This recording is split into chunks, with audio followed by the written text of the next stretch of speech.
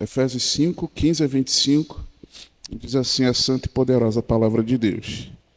Portanto, vede prudentemente como andais, não como necios, mas como sábios, remindo o tempo, porquanto os dias são maus.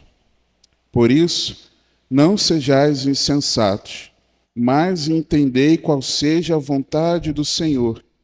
E não vos embriagueis com vinho, em que há dissolução, mas enchei-vos do Espírito, falando entre vós salmos e hinos e cânticos espirituais, cantando e salmodiando ao Senhor no vosso coração, dando sempre graças por tudo a nosso Deus e Pai, em nome de nosso Senhor Jesus Cristo, sujeitando-vos uns aos outros no temor de Deus. Bem, você pode sentar. Queridos, nos dias de hoje, é impossível nós imaginarmos a vida sem tecnologia.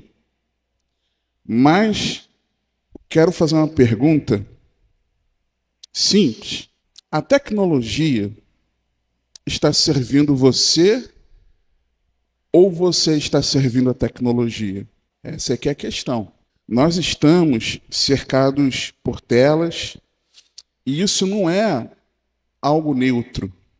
Como assim não é neutro? Você está dizendo que tem demônio na tela? Não, não é isso. É que as redes sociais, elas foram desenhadas para capturar a sua e a minha atenção. Os próprios engenheiros de sistema das chamadas Big Techs, né, das grandes empresas de tecnologia, que desenvolveram redes sociais, que escreveram os códigos, projetaram, eles fizeram isso.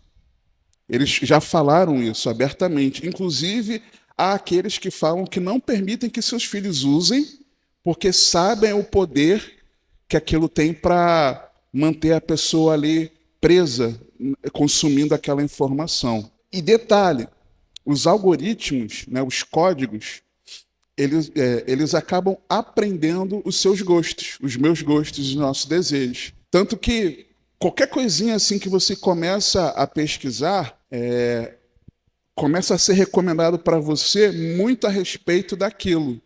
Mesmo que você tenha assistido, de repente, poucos segundos de um vídeo, parou num post por um pouquinho de tempo ali, nem gastou muito tempo, mas como os códigos, né, o código de computador, ele já está programado para detectar aquilo que você consome, ele acaba te recomendando coisas daquilo ali.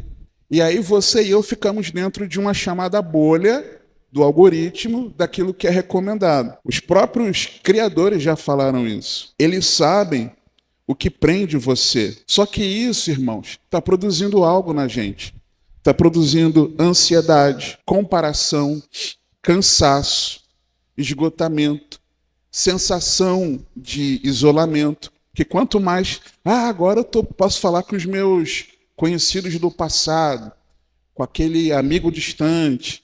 E aí a gente se comunica à distância, vê a vida do outro à distância, mas está cada vez mais isolado, mais sozinho. Uma sensação de constante de estar atrasado. É como se a gente estivesse ficando para trás nas coisas. Nós vivemos conectados, mas profundamente distraídos. Se Paulo escrevesse Efésios hoje, talvez ele dissesse o seguinte, no versículo 15, né, que nós acabamos de ler. Vede prudentemente como andais, porque os dias são maus, e o seu celular sabe disso. Talvez ele escrevesse hoje assim. O Brasil, estava falando com os irmãos semana passada, é o primeiro no mundo em tempo nas redes sociais. Quem mais gasta tempo em redes sociais no mundo é o brasileiro. Mais de 3 horas por dia e mais de 9 horas online diariamente. E aí a gente pode dizer assim, não, passa 9 horas por dia online porque faz parte do trabalho. Não. Mas o problema, irmãos, não é o número, é o que está sendo roubado. Existe um tempo nutritivo, aquele que edifica, fortalece, aprofunda, E existe um tempo hipercalórico que ele entretém, a gente se sente ali felizinho, né? Consumindo aquilo, mas não alimenta. E aí, pense comigo, se nós dormirmos o necessário, tem gente que nem o necessário dorme. Se nós trabalhamos o tempo necessário, né? O tempo de dormir, mais tempo de trabalho. E se passamos 9 horas online, faz a conta. Bota aí pelo menos 6 horas de sono por noite. Pelo menos, vai ser mais. Mas pelo menos 6. Bota aí mais 9 horas de trabalho, 9 a 10, porque você tem um deslocamento.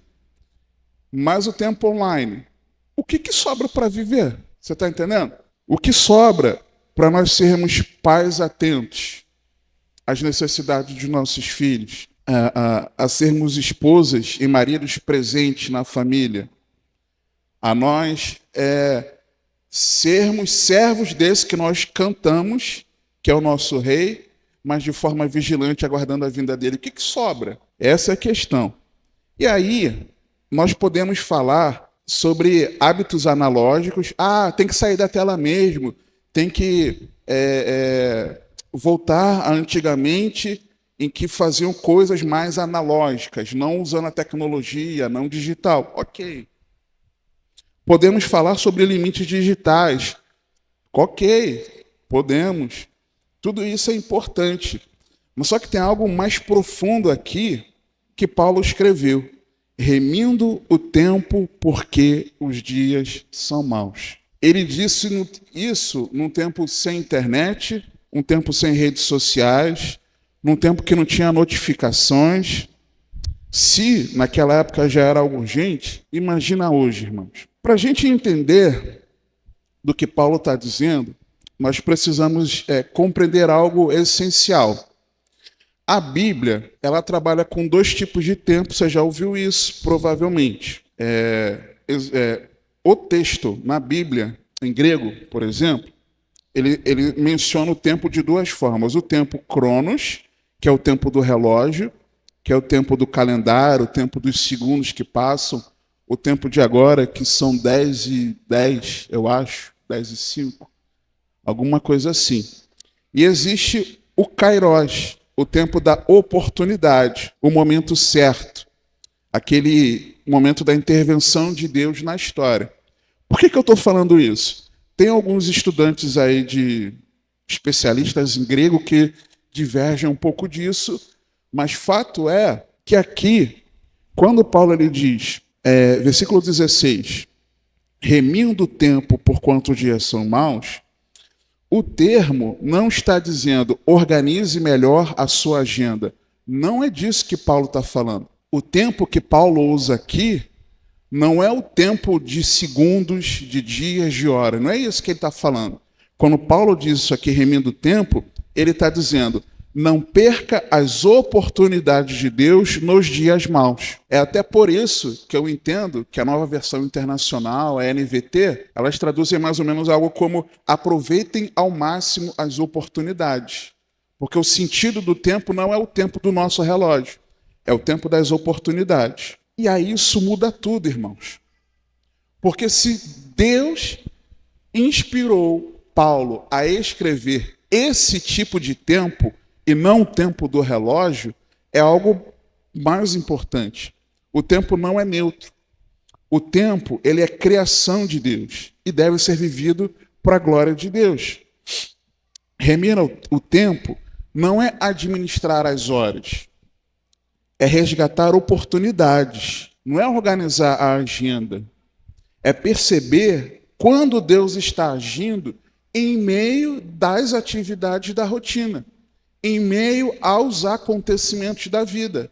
É disso que o texto está falando. É viver esse tempo cronológico, mas atento a esse tempo de Deus. E outro detalhe, para a gente entender com mais profundidade isso que Paulo está falando aqui, ele não está falando do tempo de relógio, ele está falando do tempo das oportunidades de Deus. E quando ele usa o termo remir, é muito importante também as traduções que mantêm como remindo ou redimindo. Por quê? Remir é de um termo grego que significa resgatar, comprar de volta, libertar algo que estava sob o domínio de outro. Lembra quando nós falamos de Jesus pagando a culpa, né? Recebendo a culpa e pagando pelos nossos pecados? A gente não fala que ele nos redimiu pelo seu sangue? É exatamente isso. Ele nos resgatou, ele nos comprou de volta com o seu sangue. Essa palavra, remir, ela vem de um conceito da ágora. Ágora era um mercado do mundo antigo, onde na praça, vamos dizer assim, era um mercado ali. Imagina a nossa feira. Hoje em dia a gente nem tem feira, né?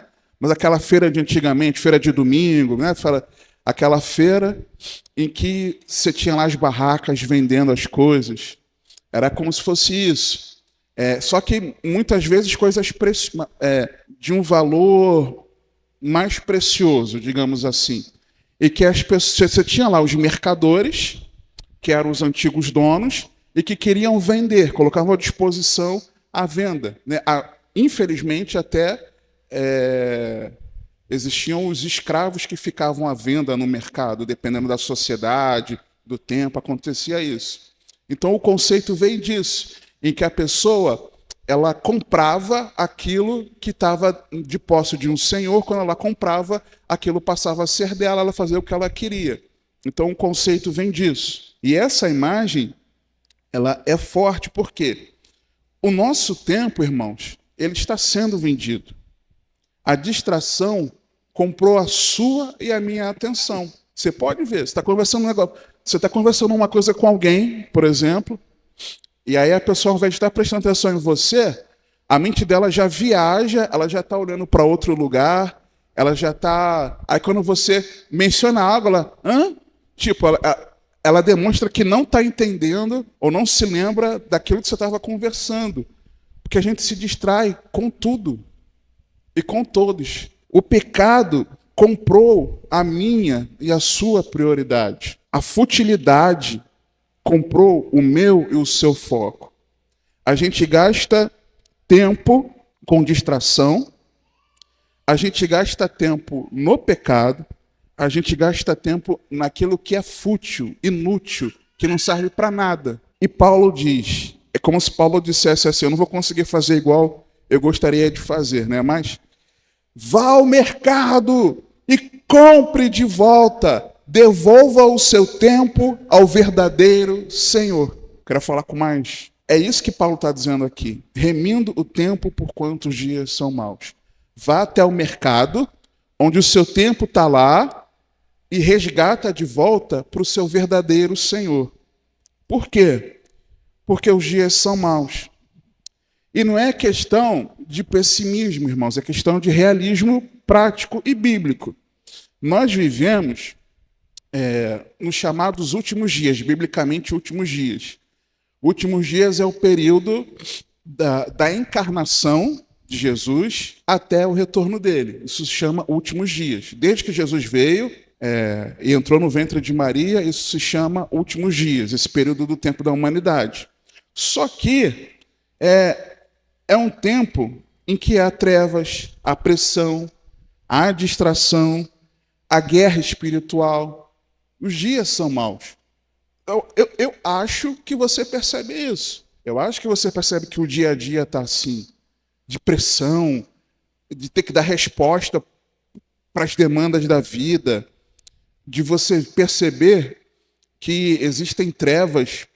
Os dias de hoje, desse feriado aí, nem precisa nem falar, né? É assim, irmãos. Então, o nosso tempo precisa ser tratado como algo precioso. Há quem diga que hoje o bem mais precioso que nós temos não é nem o dinheiro, é o nosso tempo. A moeda mais valiosa é o nosso tempo. Você fala, né? Você escuta grandes pessoas de negócios aí, pessoas com dinheiro, eles têm dinheiro, mas o que eles querem? Tempo. Eles não querem mais dinheiro, eles querem mais tempo para aproveitar a família, para fazer aquilo que eles gostam de fazer, tempo. Só que aí a gente precisa, entendendo que remir significa esse resgatar, comprar de volta aquilo que está debaixo de outro senhorio e entender que o tempo aqui não é o tempo do relógio, a gente precisa entender que isso não se trata de ter mais performance. Não se trata de quanto mais coisas eu consigo fazer no menor tempo. Não se trata de maximizar, aumentar a minha produtividade. Não é isso. Não é ser mais produtivo. É questão de fidelidade. Não é fazer mais coisas. É fazer as coisas certas. É tirar Jesus da periferia e colocá-lo no centro. Exatamente tudo isso que a gente cantou. A gente transformar esse nosso cântico em prática. É colocar Jesus no centro. E entre a procrastinação, de um lado, a pessoa que não aproveita o tempo para fazer as coisas, né? Fica ali só adiando, naquele lenga-lenga. E também, do outro lado, o ativismo frenético, que a pessoa só quer fazer, produzir, produzir. Quanto mais coisas fizer, ela se sente melhor. Existe um caminho entre a procrastinação de quem deixa de fazer o que deveria fazer, por N motivos, e o ativismo frenético de estar nessa correria. Existe um caminho nesse meio que é o caminho da maturidade espiritual. É de nós sermos produtivos, mas uma produtividade que glorifica a Deus e ter uma vida orientada por um propósito eterno. Por exemplo, pense no tempo como um livro já escrito por Deus. As páginas desse livro, elas estão sendo viradas. Já está escrito. As páginas estão sendo viradas. Mas o problema não é o livro estar escrito.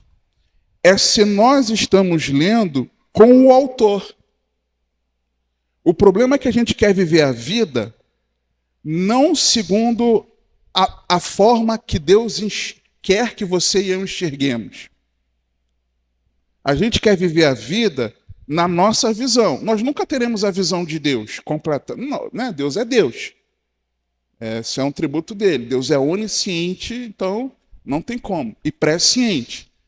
Mas a gente não quer enxergar as coisas da vida sem se importar como Deus vê essas mesmas coisas da vida. Nós não queremos enxergar as páginas do livro segundo ele, o autor, escreveu. Resgatar o tempo é alinhar a nossa consciência com Deus enquanto a vida vai avançando. Resgatar o tempo é você e eu pensarmos de acordo com aquilo que é a vontade de Deus. E isso a gente faz descansando, confiando nele que é o autor do tempo. Remir o tempo não é fazer mais coisas para mim, mais coisas para você ou para aquela pessoa que está nos pedindo que nós façamos. É fazer as coisas certas para Deus, irmãos. Vocês compreendem isso? Remir o tempo é isso. Não se trata de ser mais produtivo, é de fazer as coisas certas para Deus. Olhando para o texto, sabendo que Paulo não fala da agenda, mas Paulo fala de postura, Paulo ele nos entrega aqui 4 movimentos espirituais, 4 ações. Primeiro, não viver no automático. Quando Paulo ele diz aqui no versículo 17, na parte A, ele fala assim: por isso não sejais insensatos. O que é o insensato? É aquele que não tem senso. Quem é aquele que não tem senso? É aquele que não tem mentalidade, consciência. Ser insensato é fazer as coisas sem noção. É você e eu agirmos sem estarmos conscientes daquilo que deveria ser, sem nós, sabe? É deixar a vida no piloto automático. É fazer as coisas simplesmente para atender às demandas. Não porque a gente está fazendo de forma consciente, pensada, atenta, focada. Então, quando Paulo fala isso, por isso não sejais insensatos, ele está dizendo, não viva no automático. O cristão não é guiado por notificações. Tem a ver com aquela coisa que me irrita profundamente? Por exemplo, o celular apita, um negócio de notificação, pipi, pipi. Aí a pessoa já corre para ver a notificação. Mas que raios, irmãos? Por quê? Queria fazer agora aqui igual o nosso antigo pastor, né? Só que eu não tive pegada para fazer. Mas por que que o celular, ele precisa, as notificações, apitou, pipi. Isso tem que ganhar a tua vida. Às vezes você está lá atento, fazendo uma coisa no trabalho, aí apita, pipi. Aí você tem que ver a notificação. Para quê? Pode ser urgente. Aí tem aquele recadinho que eu tenho no meu WhatsApp. Se for urgente, liga. É simples assim, irmãos. Às vezes você está meditando na Bíblia, teu celular apitou, você para de ler a Bíblia para ler a notificação. Desde quando a voz da notificação é mais importante do que a voz do teu e do meu Senhor? A gente precisa entender isso, queridos. O cristão ele é guiado por discernimento. Viver no automático é acordar, correr, consumir, dormir e repetir. Aí passa um dia, passa o outro, você está no automático.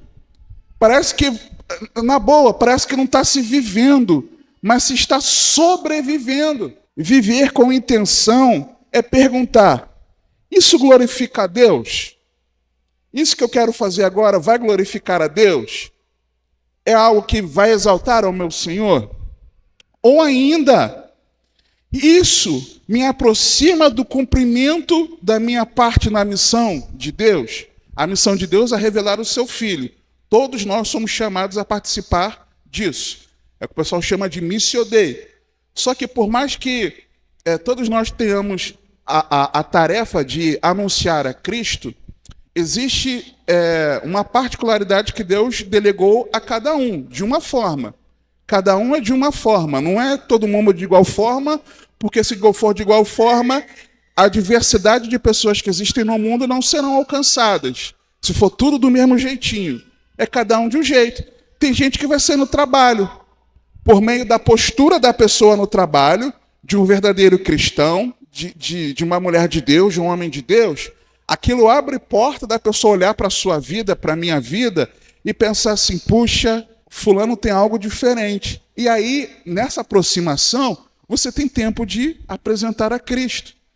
Para outros vai ser durante a escola, porque o momento que está vivendo ali, naquele tempo, é a escola. Às vezes é na escola, no curso que faz. Para outros vai ser no relacionamento com o vizinho. Para outros vai ser com algum projeto mais específico, trabalhar com grupos mais específicos. Para alguns vai ser mais especificamente com crianças.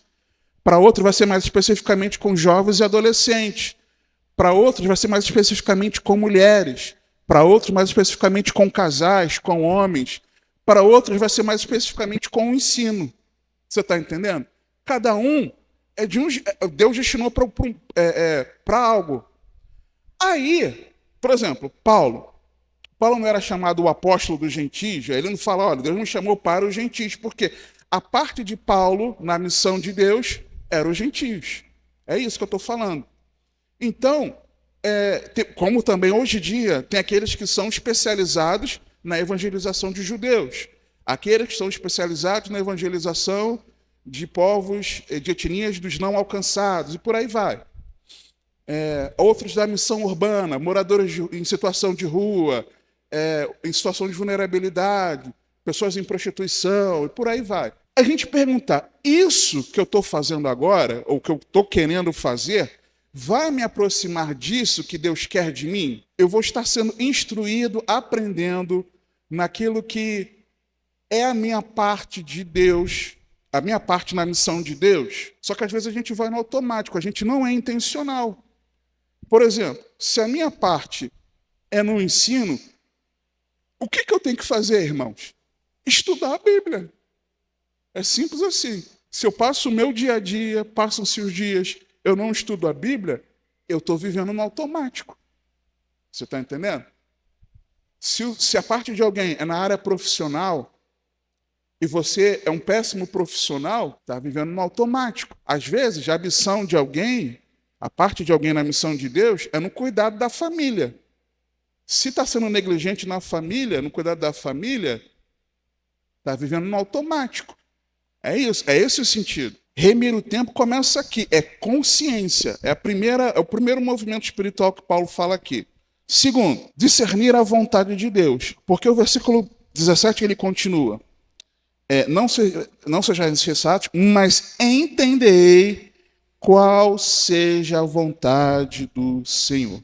Não é acumular informação bíblica, não é. É alinhar a vida à palavra. Tem gente que conhece versículos, mas não conhece a vontade de Deus para suas escolhas diárias. Estou falando bobagem? A pessoa sabe muita coisa de cor da Bíblia, mas na prática, a pessoa quando tem que fazer suas escolhas de vida, ela faz segundo a palavra de Deus? Muitas vezes não. Remir o tempo é filtrar as decisões pela eternidade. É perguntar o que Deus quer trabalhar em mim através disso. Qual é a vontade de Deus para a minha vida nessa situação? Remir o tempo é isso. É entender qual é a vontade do Senhor. Que Senhor, esse mesmo que nós cantamos aqui, essas músicas todas. Não falamos que Ele é o nosso Senhor, vai reinar em mim, o Senhor é precioso. É isso. Então, se isso é verdade, nós temos que entender qual é a vontade dEle. Tem gente que não gosta, mas em meu lugar, o que o meu Senhor faria? Terceiro movimento, versículo 18, parte A. E não vos embriagueis com vinho. Paulo ele usa aqui a embriaguez como exemplo de algo que controla a mente. Só que o princípio ele é maior. Pois tudo aquilo que domina você está governando o seu tempo. Ele fala aqui, e não vos embriagueis com vinho em que há dissolução. Pode ser o vinho. Beber vinho, tomar bebida alcoólica é pecado? Olha, irmãos, não é o assunto daqui, mas a Bíblia não diz que é pecado, tá? Embriagar-se é pecado. Encher a cara é pecado. Se a pessoa quer beber, a pessoa está pecando? Não. Se é crente, está bebendo na frente de irmãos e os irmãos vão se escandalizar, aí é pecado porque você está escandalizando seu irmão. Se você está bebendo sozinho em casa, não tem ninguém, mas você está enchendo a cara, você está pecando. Tá? Para resumir, mas não é o assunto aqui, não é o foco. Só que embriagar foi o exemplo que Paulo deu para aquilo que era o contexto da época. Só que, irmãos, pode ser hoje em dia a tela. Tem gente que é viciada em tela. Já viu aqueles videozinhos de crianças bebezinho, de 1 aninho, 2 aninhos, que às vezes está dormindo, né? Já filmaram, e a criança está sonhando, fica fazendo aquele movimento assim, dormindo. Já viu isso? Aquilo dá uma dor. Por quê? Porque desde cedo a criança já está viciada na tela. Pode não ser o vinho, mas pode ser a tela. Pode não ser a tela, mas pode ser a comparação. Tem gente que é viciada em comparação. Ela compara a sua grama com a grama do vizinho. Então, tudo que ela vê no do outro, ela fica comparando com a sua vida. Ela gasta o tempo comparando a sua vida com a vida do outro. A internet potencializa isso? Sim. Mas às vezes não, às vezes só de passar.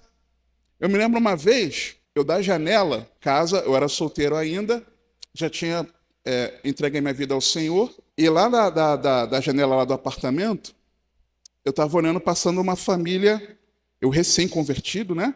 Passando uma família de cristãos. O casal, o irmão Elias, a Gabriela e os 3 filhos. E aí, eu nunca tinha falado para eles que eu tinha entregue a minha vida a Jesus, mas eles passavam e eu ficava olhando, geralmente no horário assim, que eu sabia que eles estavam indo para algum culto na igreja deles. Aí eu os via assim, aí eu ficava comparando, eu falei, puxa, aqui em casa só eu que sou cristão, ninguém é cristão. Eu ficava comparando. Era uma comparação boa, vamos dizer assim. O que eu desejava que no meu lar ali, todos entregassem a vida a Jesus. Tem coisas que, beleza. Você vê uma pessoa que é uma pessoa que passa por adversidade na vida, e ela sempre tem uma palavra de ânimo, de fortalecimento, de entender que é a vontade de Deus que ela passe aquilo naquele momento, e aquela força, né, interior daquela pessoa, aquilo é bom, e você, puxa, como eu queria ter essa força interior de enxergar as coisas pelo lado bom, de ver que Deus não perdeu o controle da vida, de saber enfrentar as adversidades. Isso é uma comparação boa, isso é saudável, ok? Mas o problema é que a comparação que a gente faz não é essa. A comparação é com aquilo que não é importante. Quer dizer, tem sua importância, mas não é o essencial, não é o fundamental. E tem gente que é viciada nisso. Tem gente que é viciada em comida. Às vezes é a comida. Às vezes é o trabalho. Né? O pessoal chama até de workaholic, se eu não me engano. É o viciado no trabalho. Pode ser o entretenimento, a brincadeira, a diversão, o joguinho. Tem um homem casado que é viciado em jogo de videogame. Jogar videogame é pecado? Não. Eu não tenho videogame. Mas se eu tivesse, e no meu tempo, eu, sozinho, eu quisesse passar meia hora da minha semana jogando, seria pecado? Não. O problema é que tem gente que é viciado. Então, a pessoa está em casa, mas passa horas e horas e horas dos seus dias jogando seu videogame lá, ao invés de ser presente no lar, por exemplo. Cada um é uma coisa. Tem gente que é viciada em fofoca, sempre está falando da vida dos outros. Cada um é uma coisa. Tem gente que é viciada em noticiário, já viu? A pessoa assiste o noticiário. Ah, não, o da Globo, eu vou falar porque, né, da Globo eu não quero, porque tem o viés e tal. Aí assiste sei lá, eu não assisto, eu não sei, mas pelo que eu lembro assim, aí assiste o da Record, assiste o da Band, tem gente que fala que o da Band também é enviesado, né? Todos são, de um lado ou de outro. Aí assiste a mesma notícia 5 vezes por dia, mas em formato de noticiário diferente. Por quê? Porque a pessoa é viciada em notícia. É para se atualizar? Não, não é. Então, dependendo do que seja, isso embriaga, irmãos. O prazer momentâneo, ele cobra juros espirituais altos.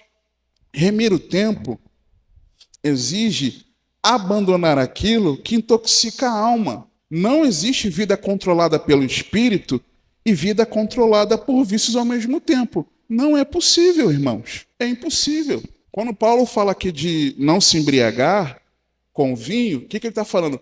Não se deixe ser controlado pelo vinho. Não se deixe ser controlado pelas distrações, por aquilo que te embriaga, por aquilo que te vicia. Não seja controlado por isso. Encher-se do Espírito é o quarto movimento aqui que ele fala. Versos 18 a 21. Quando ele fala, e não na parte B, né, do 18, mas enchei-vos do Espírito, o verbo aqui, no grego, o tempo verbal, ele indica uma ordem e, ao mesmo tempo, uma continuidade. Não é algo que você faz uma vez e para. É algo que você faz continuamente. Um exemplo disso na Bíblia, Atos 2, a igreja estava reunida orando e sobre eles desceu o Espírito Santo. E começaram a falar em outras línguas e abriu as portas de evangelização. No capítulo 4, eles já sendo perseguidos, porque estavam anunciando a Jesus, quando os apóstolos eles retornam para a igreja e contam aquilo, né, com alegria, que eles foram insultados porque eles anunciavam o nome do Senhor, a igreja se reuniu e eles começaram a orar. E eles oraram, reconhecendo que Deus era o Senhor soberano, e pediram, Senhor, nos dá ousadia, nos dá intrepidez para que a gente continue pregando. Aí o que o texto fala lá em Atos 4? Que eles foram novamente cheios do Espírito Santo. Então, ser cheio do Espírito Santo não é, eu vivi aquela experiência e recebi o revestimento de poder. Legal. Mas é algo contínuo. Não é uma experiência única. Quando Paulo escreve isso aqui, no grego significa isso. Só que aí tem o seguinte, Paulo ele faz um contraste claro, né? Que essa não é uma experiência isolada, mas é uma postura diária.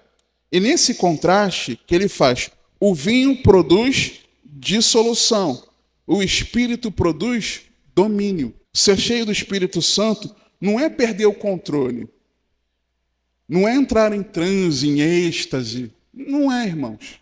Eu falo sempre isso aqui. O nosso desejo é que as nossas reuniões elas sejam reuniões em que todos nós louvemos ao Senhor com entrega. Mas não é porque a gente, por termos uma reunião em que exista muito falatório que eu quero dizer, a gente ouça as nossas vozes de forma muito alta, de que está todo mundo cheio do Espírito Santo, porque não é isso, não. E da mesma forma, o contrário. Não é porque a gente louva mais contido, ora mais contido, que a gente está vazio do Espírito Santo. A gente precisa ter esse cuidado. A Bíblia não ordena isso para a gente. E aí, ser cheio do Espírito Santo é recuperar o controle sob a direção de Deus. É você e eu, nós nos tornarmos mais humanos, mais lúcidos, mais normais, segundo a vontade de Deus. É agir sobre o comando da razão e da nossa vontade e dos nossos sentimentos iluminados por Deus. É você ter as suas mãos que antes faziam o que você queria, agora faz o que Deus quer. Rapazes, homens, você sabe aquilo que no secreto a gente pode fazer com as nossas mãos, conosco mesmo, e que não agrada a Deus. Ser cheio do Espírito Santo é você não ser dominado por esse vício. É você ser dominado pelo Espírito, e se a vontade vier, o Espírito Santo te controla. Não, isso não vai agradar ao meu Senhor. Igualmente irmãs, porque tem irmã que faz isso também. Tem mulher que faz isso também. É usar suas mãos para aquilo que agrada a Deus. Ser cheio do Espírito Santo é a boca que só falava de fofoca, só falava palavras derrotistas, palavras maldosas, maliciosas sobre outros. A pessoa passa a falar palavras que edificam o outro. É você, antes, ser alguém avarento, querer o seu recurso financeiro só para você, é você ser alguém generoso. E você abençoar aquele que precisa, contribuir na casa de Deus. Ser cheio do Espírito Santo é isso, irmão. Eu sempre gosto desse exemplo. A Bíblia fala que João Batista era cheio do Espírito Santo desde o ventre. Mas a Bíblia fala que nenhum sinal, nenhum prodígio aconteceu por meio de João. Isso é prova de que não é. Ser cheio do Espírito Santo é isso. E aí, ele fala alguma coisa muito interessante. De que forma que isso acontece? Ele estava escrevendo para a igreja, a comunidade que edifica. Porque ele fala aqui, falando entre vós, e aí tem o peso do nosso cântico congregacional, que é importantíssimo. De uns aos outros nós nos ouvirmos louvando a Deus. Falando entre vós, em salmos, e hinos e cânticos espirituais, cantando e salmodiando ao Senhor no vosso coração. O que Paulo está falando? Olha, você quer remir o tempo? Você precisa não se embriagar com as coisas que embriagam você, mas vocês precisam se encher do Espírito Santo. E isso acontece, sabe como você remindo o tempo? Quando você se reúne como igreja. Para um ou outro ouvir o louvor daquele irmão ao Senhor. Paulo está falando que congregar é resgatar o tempo. Olha que louco, irmãos. Da hora isso, né? Para mim é.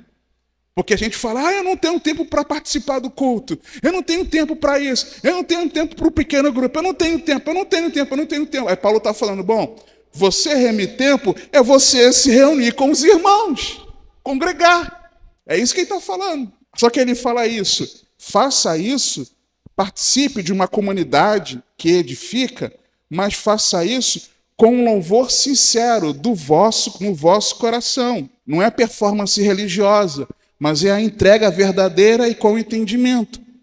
É o louvor que sai dos lábios, mas que nasce no interior. E só voltando aqui, quando ele diz, falando entre vós, em salmos, hinos e cânticos espirituais, além da gente entender que essa espiritualidade isolada, ela é frágil, e aí, irmãos, deixa eu falar um negócio com vocês aqui, é possível que daqui a um tempo, o que aconteceu 6 anos atrás, aconteça novamente. O que você e eu temos que fazer? Congregarmos. É simples assim. O Espírito, nos leva a palavras que edificam, né? Então, entre nós, não vai ter fofoca, não vai ter crítica vazia, vai ter mais graça na palavra. E as nossas conversas comuns, elas vão se transformar em instrumento de edificação, de instrução mútua, cheio do Espírito Santo, remendo o tempo. Aí ele continua no versículo 20, né? Dando sempre graças por tudo a nosso Deus e Pai, em nome do Senhor Jesus Cristo. Ou seja, com gratidão constante. Não é negando a dor, mas é reconhecer a soberania. Tem gente que perde tempo reclamando da vida. Tem ou não tem? Ah, porque não sei o quê. Ah, porque não sei o quê. Ah, porque aquilo outro. Ah, porque o sol, porque a chuva. Porque isso, porque aquilo. Ah, porque o meu marido. Ah, porque minha esposa. Ah, porque minha mãe. Ah, porque o meu pai. Ah, porque meu filho. Ah, porque na escola, meu professor. Ah, porque o meu aluno. Porque o meu chefe. Ah, porque o meu pastor. Irmãos. Ah, porque o irmão só sabe reclamar da vida. Gasta tempo reclamando da vida. Paulo está falando aqui, não, é dando sempre graças por tudo ao nosso Deus e Pai. Eu vou dar graças a Deus por aquela pessoa chata na minha vida? Porque aquela pessoa chata na tua vida é Deus te ajudando a você exercitar a sua paciência, a sua misericórdia, a sua compaixão. Você está entendendo? Quando você, ao invés de dar graças a Deus por isso e procurar aprender como viver isso, você perde tempo reclamando da vida. A gente perde tempo reclamando da vida ou não perde? Você sabe que perde. Aí ele continua. Eu notei aqui, o ingrato desperdiça o tempo reclamando. O grato transforma dias comuns em adoração. 21, né? Sujeitando-vos uns aos outros no temor do Senhor. Submissão voluntária. Porque a submissão bíblica, ela não é uma imposição nem sinal de inferioridade. Não é isso. Não é que você é obrigado e que você é inferior. Não é isso. Mas ela é algo voluntário, na base da confiança. É servir antes de exigir. É você querer servir ao outro e não querer ser servido. Ser servido é consequência. Antes de falar, e detalhe, Paulo aqui na sequência, ele vai começar a falar dos relacionamentos familiares. Antes de Paulo falar de marido e esposa, ele fala de sujeição mútua, porque remir o tempo transforma os relacionamentos. Quem não domina seus impulsos não redime o seu tempo. O espírito não ocupa espaços vazios. Ele governa áreas rendidas. Você hoje pode não ser possesso por demônios. Lembra de Jesus falando da casa vazia, e a casa vazia volta ao 7 mais, porque a casa está adornada? Ok. Aí em seguida ele vai falar do Espírito Santo, em seguida, mais à frente. É que você tem que ler o contexto, né? Tem gente que lê só aquele trecho, mas lê o contexto que ele fala que o que eu tenho que fazer quando a casa está vazia é me encher de Deus.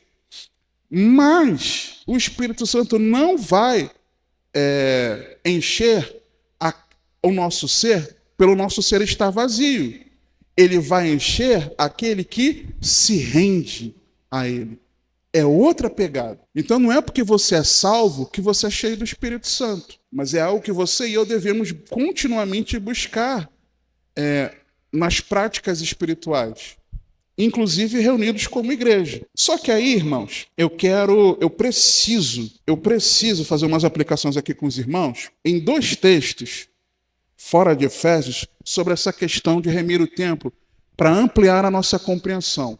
Abra comigo Eclesiastes capítulo 3. Eu estava meditando nisso aqui ontem e eu preciso falar isso com vocês, queridos. Eclesiastes capítulo 3, nós vamos ler alguns versículos.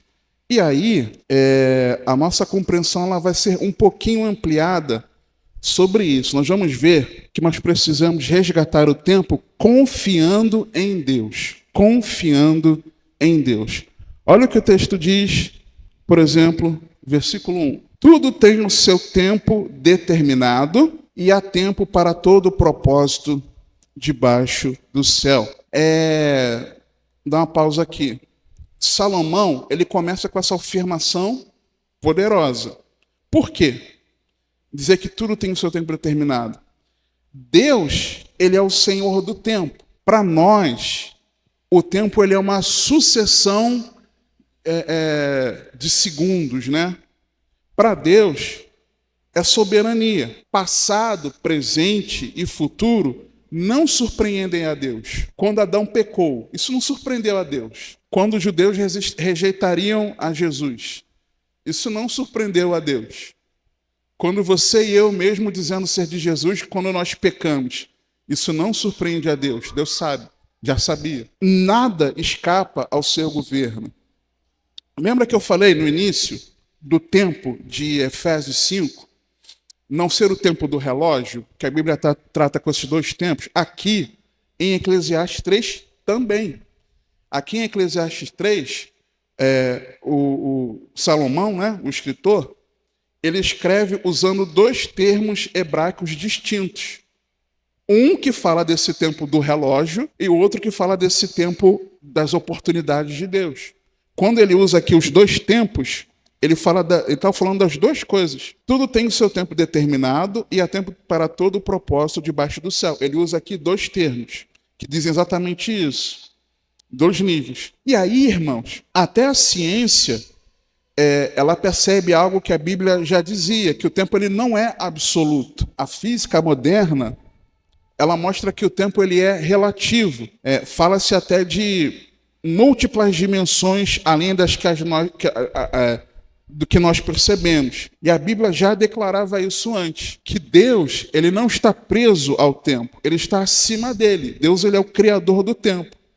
Então, como diz lá 2 Pedro 3,8, para o Senhor um dia é como 1000 anos, e 1000 anos como um dia, porque foi Deus que criou esse negócio. Isso significa que a sua história, a minha história, não estão à deriva. Existe planejamento eterno. Nada é acaso, nada é acidente. Tudo tem o seu tempo determinado. E há tempo para todo o propósito debaixo do céu. Só que a partir daqui, eu não vou ler, mas do versículo 2 ao versículo 8, Salomão ele coloca uma dupla de contrastes. Ele fala tempo de nascer, tempo de morrer. Plantar e arrancar, matar e curar, derrubar, edificar, chorar e por aí vai. Sempre essa dupla. Por quê? São 14 contrastes. Isso nos ensina algo muito importante, que nem tudo depende de você, nem tudo depende de mim. Ah, mas agora eu queria que fosse o tempo de rir. Pois é, mas com essa situação é tempo de chorar. Ah, mas eu queria agora que fosse o tempo de eu ficar chorando por causa dessa dificuldade que eu estou fazendo. Mas Deus já não resolveu a situação, já não está tudo bem, agora é tempo de rir. Ah, mas eu não quero, eu quero ficar sentindo a minha dor. Não. Ah, mas eu queria agora era derrubar tudo e fazer de novo. Não, agora não é tempo de derrubar, agora é tempo de edificar. Ah, mas eu queria plantar. Não, mas não está no tempo de plantio, agora é tempo de colheita. Ah, mas eu já queria colher. Não, não é tempo de colheita, agora é tempo de arregaçar as mangas e plantar. Você está entendendo? A gente está sujeito a isso. Há estações que Deus governa, equilibrando as experiências da vida e exercendo as prerrogativas que são exclusivas dele. Aprender a remir o tempo também é aprender a discernir a estação. Nem toda pressa vem de Deus e nem toda pausa é atraso. E a gente confunde isso. A gente acha que está tudo muito lento, a gente quer apressar. Às vezes a gente acha que está tudo muito rápido, aí às vezes a gente quer pausar, às vezes não. Às vezes não. Aí, pulando para o versículo 11, quando ele fala o seguinte: tudo fez formoso em seu tempo, também pôs a eternidade no coração do homem, sem que esse possa descobrir a obra que Deus fez desde o princípio até o fim. Salomão diz que Deus plantou a eternidade no nosso coração e por isso que nós sentimos esse vazio, né? Que existe algo além do imediato, um vazio, e nada acaba satisfazendo. Você pode ter sucesso e se sentir vazio. Você pode ter alegria cheia. Cleiton estava falando do pessoal, né, nesse tempo, buscando uma alegria. Vai acabar a festa, eles vão continuar vazios, porque não é alegria verdadeira. Pode ter agenda cheia, tem um monte de compromisso, mas às vezes parece que aqueles compromissos não estão caminhando em harmonia com aquilo que você entende que faz sentido. Parece que falta um propósito. Por quê? Porque nós fomos criados para o eterno, para a eternidade. E aí, irmãos, avançando aqui, dos versículos 15 e 17, a história, ela caminha para um fim, quando ele diz o seguinte: o que é, já foi, e o que há de ser, também já foi. E Deus pede conta do que passou. Vi mais, debaixo do sol, que no lugar do juízo havia impiedade, e no lugar da justiça havia iniquidade. Eu disse no meu coração: Deus julgará o justo e o ímpio, porque há um tempo para todo propósito e para toda boa obra. Ou seja, a história está caminhando para um fim e Deus vai julgar. Então, a gente precisa ter essa compreensão do tempo e aprender com o tempo. Versículos de 11 a 13, vou ler só o 12 e o 13. Já tenho entendido que não há coisa melhor para eles do que alegrar-se e fazer bem na sua vida, e também que todo homem coma e beba e goze do bem de todo o seu trabalho. Isso é um dom de Deus. Ou seja, Eclesiastes 3 faz um convite de nós desfrutarmos o presente enquanto nós confiamos em Deus, em que Deus é o Senhor do nosso tempo. O problema da gente ficar muitas vezes ansioso ou deprimido, muitas vezes, tá? Eu não estou sendo reducionista, mas muitas vezes é porque a gente não desfruta da vida confiando que Deus controla a nossa vida. Salmo 90, preciso ler esse texto com os irmãos também. E esse aqui me chocou numa situação. Só voltar algumas páginas na sua Bíblia. Moisés, aqui, escritor do Salmo 90, Moisés, ele nos leva ainda mais fundo, porque ele mostra um contraste do Deus que é eterno e o homem que é breve. Quando ele faz isso, ele traz uma consciência da morte. E isso funciona como um remédio, mesmo que remédio, dizem que o remédio que cura é o remédio amargo, né? Nos ensina a viver com mais sentido de vida, com propósito. Não como algo que está ameaçando, vai morrer, mas que nos faz despertar, porque a vida é breve. Então, ele diz aqui nos versículos, a partir do versículo 1, Senhor, Tu tens sido o nosso refúgio de geração em geração. Geração em geração, passagem do tempo. Antes que os montes nascessem ou que tu formasses a terra e o mundo, mesmo de eternidade a eternidade, tu és Deus. Deus é eterno. Aí ele continua, Salmo 90, versículo 3. Tu reduzes o homem à destruição e dizes, tornai-vos filhos dos homens, porque 1000 anos são aos teus olhos como o dia de ontem que passou, e como a vigília da noite. Tu os levas como uma corrente de água, são como um sono. De manhã, são como a erva que cresce. De madrugada, floresce e cresce. À tarde, corta-se e seca. Pois somos consumidos pela tua ira e pelo teu furor. Somos angustiados. Diante de ti puseste as nossas iniquidades, os nossos pecados ocultos à luz do teu rosto, pois todos os nossos dias vão passando na tua indignação. Passamos os nossos anos como um conto que se conta. Os dias da nossa vida chegam a 70 anos, e se alguns, pela sua robustez, chegam a 80 anos, o orgulho deles é canseira e enfado, pois se corta e vamos voando. Então, às vezes ele faz isso aqui. No versículo 12, é o cerne aqui do Salmo, em que ele faz uma oração por sabedoria, quando ele diz, ensina-nos a contar os nossos dias de tal maneira que alcancemos corações sábios. Contar os dias aqui, irmãos, é o centro da administração do tempo. Aqui significa fazer cálculos e escolhas conscientes, entendendo que o tempo é limitado e nós não podemos encher o carrinho da vida com mais do que Deus nos chamou a realizar. Quando eu vejo que eu estou perdendo tempo com algo que eu vejo que não é o que Deus quer que eu faça, às vezes eu sou meio grosseiro, que eu corto logo. Minha esposa que, tadinha, eu sofro porque eu falo, amor, vou perder tempo com isso. Não me importa, não me interessa. Se você quer só você conversar, eu estou aqui para te ouvir. Sou seu marido.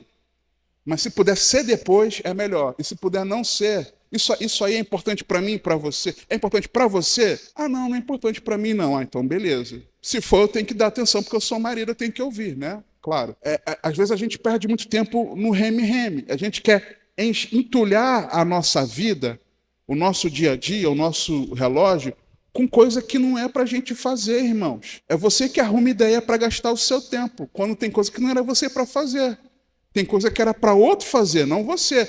Mas você quer gastar o seu tempo porque você não sabe dizer não, porque você quer ser mais produtivo, porque você quer, não sei lá. A gente tem que ter esse cuidado. Então, contar os dias não é fazer a matemática do tempo, é fazer as escolhas conscientes. Ele fala aqui, para quê? Para que eu alcance coração sábio. Eu vou analisar a passagem do tempo, o que tem acontecido, os acontecimentos da minha vida, para que o meu interior seja um interior sábio. Eu vou fazer escolhas conscientes. É isso que significa contar os dias. É reconhecer que não dá tempo para encher o carrinho da vida com tudo. Nem tudo é para a gente, irmãos. O tempo não cura automaticamente. O que transforma é a maturidade que Deus desenvolve em nós. Conforme o tempo vai passando, Deus vai nos transformando. Então, na passagem de tempo em que nós estamos sendo transformados, nós vamos sendo curados. Mas aí, remir o tempo, então, ele é esse exercício espiritual. Só que o versículo 14 e 15, irmãos, presta atenção nisso aqui, porque Moisés está escrevendo sobre o resgate do tempo. De que forma? Olha comigo. Farta-nos de madrugada com a tua benignidade, para que nos regozijemos e nos alegremos todos os nossos dias. Alegra-nos pelos dias em que nos afligiste e pelos anos em que vimos o mal. O que Moisés está falando aqui? Que Deus pode resgatar os anos perdidos. Os anos, o tempo que passou e que foi um tempo de sofrimento, Deus pode transformar esse ano de sofrimento em agora tempo de alegria. Deus pode transformar uma vida que no passado era uma vida de tristeza, de sofrimento, pode transformar hoje numa vida de prazer e de alegria. O Senhor pode transformar anos de dor em testemunho. Ele pode transformar aquele tempo que você desperdiçou na vida com aquilo que você não deveria em experiência, em maturidade. Deus pode transformar o atraso em propósito. Aquilo que você tinha que fazer e acabou não fazendo, o que você vai fazer da vida agora? Não, agora eu vou fazer da forma que Deus quer. O seu passado não está fora do alcance da graça de Deus. Deus redime o seu passado para te dar uma eternidade. É isso que ele está falando aqui. E só que o versículo 17, para a gente concluir, ele fala da confirmação das obras. Preste atenção. E seja sobre nós a formosura do Senhor nosso Deus, e confirma sobre nós a obra das nossas mãos, confirma a obra das nossas mãos. Ou seja, Senhor, me ajuda a passar o tempo fazendo escolhas conscientes, mas faz o seguinte, confirma isso que eu vou fazer.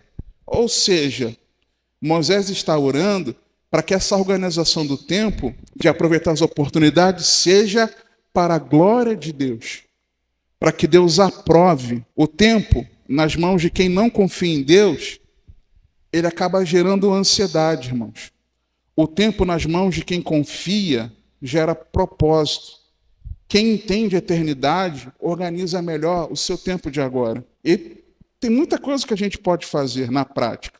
A gente pode separar um tempo fixo com Deus antes das telas. A gente pode estabelecer limites claros para as distrações. A gente pode planejar a semana perguntando se aquela atividade vai glorificar a Deus. A gente pode estabelecer horário intencional de silêncio para você pensar na vida. Você pode priorizar seu devocional pessoal. Não ignorar o culto doméstico, algo que eu tenho feito. Escolher trocar uma prática material, né? Física, por uma espiritual. Há uma série de coisas que a gente pode fazer. Paulo, ele começa falando de tempo, voltando para Efésios 5, antes de falar de marido e mulher. Ele começa falando de tempo antes de falar de pais e filhos.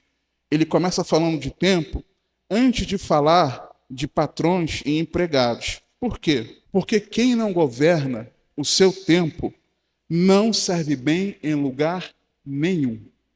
Você é um mau funcionário, você é um mau chefe, você é um mau pai, má esposa, mau filho. Se não dominamos o tempo, não serviremos bem nossa casa. Se não dominamos o tempo, não serviremos bem profissionalmente. Remir o tempo não é fazer mais coisas para nós. Remir o tempo é fazer as coisas certas para Deus. A relação que você e eu temos com o tempo, ela precisa passar pelo Evangelho. Organização sem Cristo vira ansiedade. Você fica ansioso de querer organizar a sua vida, as atividades da sua vida, isso gera ansiedade no teu coração. Produtividade sem propósito vira vaidade. Você só quer ser aquela pessoa que quer fazer as coisas. Nós não fomos chamados para virarmos robôs, controladores da nossa agenda, irmãos. Já viu? Eu já vi filme. Perdão, não conheço a sua cozinha, né? Conheço da casa de alguns irmãos, mas não sei. Mas tem casa que a pessoa tem na cozinha um quadro de horários e que ela coloca o horário, a semana dos filhos, né? Eu já vi isso muito em filme, né? Aí tem lá, sei lá, João, Joaquina e José e Maria. Aí coloca lá, 7 horas da manhã, acordar, tal hora, café, não sei o quê, esse aqui é balé, esse aqui é judô, e não sei o quê. E aprisiona a agenda da criança, por exemplo. Às vezes tem gente que faz isso com a sua agenda. Não é isso, irmãos. A gente não tem que ser esse robô controlador de agenda, da nossa agenda. Fomos chamados para viver com consciência eterna. É com leveza, é com sabedoria, é respeitando nossos limites. Tem coisa que você se programou para fazer na sua agenda, mas aconteceram os imprevistos, ou você planejou de uma forma que você esperava que ia conseguir fazer, aí quando passa o dia, puxa, hoje eu planejei fazer isso, eu não consegui. E você se sente pesado por isso. Não se sinta assim. Não se sinta assim. Puxa, já chegou 15 de fevereiro e eu ainda não consegui fazer aquilo que eu queria ter feito nesse início de ano. Caramba, segue a vida. O pessoal não brinca aí que o ano começa depois do carnaval? Começa agora. Segue a vida. Não se sente preso por isso. Mas sem desperdiçar as oportunidades de Deus. O tempo ele é presente de Deus. Ele não é inimigo. Ele não é acaso, não é desordem. Ele é um presente de Deus. Em Cristo, nós somos chamados a despertarmos para isso, a vivermos de forma sábia e aproveitar o hoje. Lembra que o pastor Alan falava muito de nós não ficarmos preocupados com o que passou, nem ficarmos preocupados com o que virá, mas aproveitarmos o tempo de hoje, do agora, porque não é à toa que o nome se chama presente. É um presente de Deus. E isso significa, Deus ter colocado a eternidade no nosso coração, que o tempo só encontra sentido nessa eternidade. O tempo é o espaço que Deus concede para que você decida onde você vai passar a eternidade. É isso. Isso é resgatar o tempo, irmãos. É nós queremos viver o tempo que vivemos aqui para a glória de Deus. Amém?